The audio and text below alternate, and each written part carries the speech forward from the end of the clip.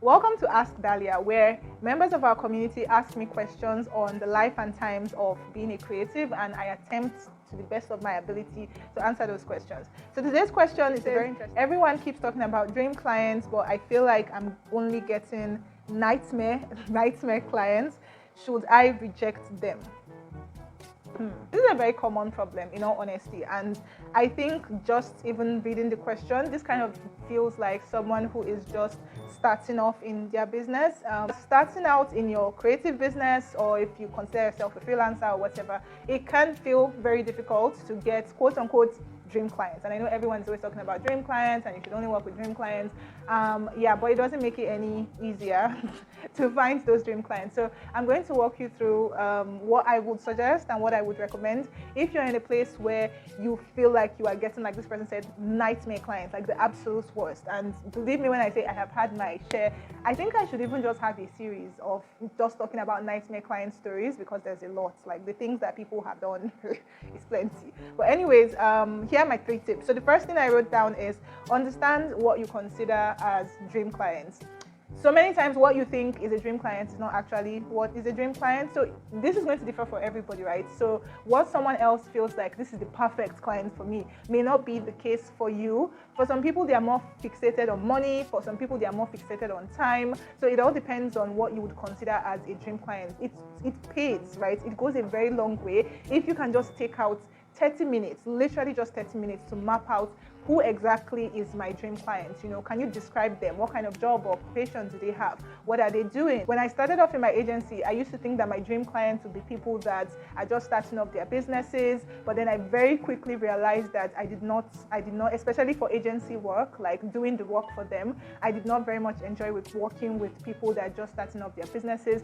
I far more enjoyed working with people that have already established themselves as authority figures in whatever industry they are working, because it was so much easier for them to understand the service that I offered, as opposed to people that are literally just starting out. It almost felt like I had to convince them, this is what I do for you, and I didn't like that. So it doesn't mean that I'm never going to work with people that are just starting out. It simply means that they are not my dream clients, and more often than not, I'm not going to be promoting my services to those people. So the very first thing is to understand, very, very important. The next thing is to be the kind of clients that you want your dream clients to have.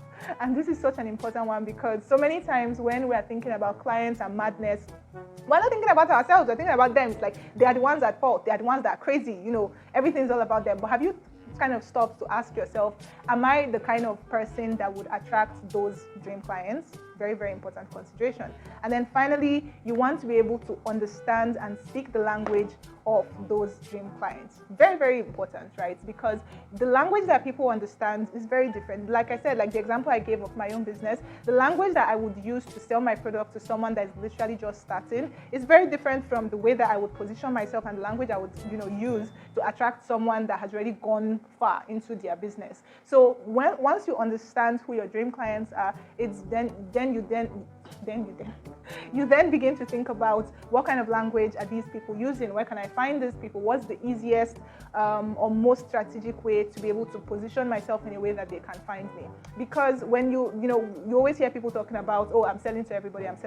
Please and please do not tell yourself that you're selling to everybody. And before you even get into the struggle of finding who your dream clients are, like, do you even know who they are? Like, so many of us just get into that flow of everybody's talking about dream clients and the perfect people to work with, but have you even taken out the time to actually articulate what does that mean for me and my own unique business? Don't just go with the flow and listen to what everybody is saying, right?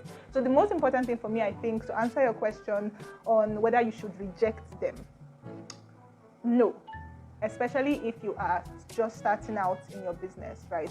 If you are not just starting out in your business, because that's just my own assumption, if you're not just starting out in your business, then definitely, yes, I would say you should reject them, because you get to a level of your business where you need to just start turning down certain kind of work so that you can only work with the kind of people that are going to help you grow, except if you just want to be like at this stage forever, and nobody wants that. So if you're just at the beginning of your business, you may need to tolerate, in all honesty, you may need to tolerate tolerate people just because you're just starting out, you're still testing out the waters, you're still trying to find the right fit for you. But once you get to a place where you are very clear on what you offer, who your clients are, the kind of people that you want to be working with, then please only focus on those people. The rest, they'll be fine, let them go. It may seem like a very difficult decision because it almost feels like you're turning down money, but believe me, it is better that you turn down like $100 offer to be able to get like $1,000 offer. I'm just, this is just an analogy, but that's typically what it always feels like. All right, let me know if you found this helpful. If you have any questions that you would like to ask me, please go to www.tristetics.com/askdalia. And yeah, I would love to hear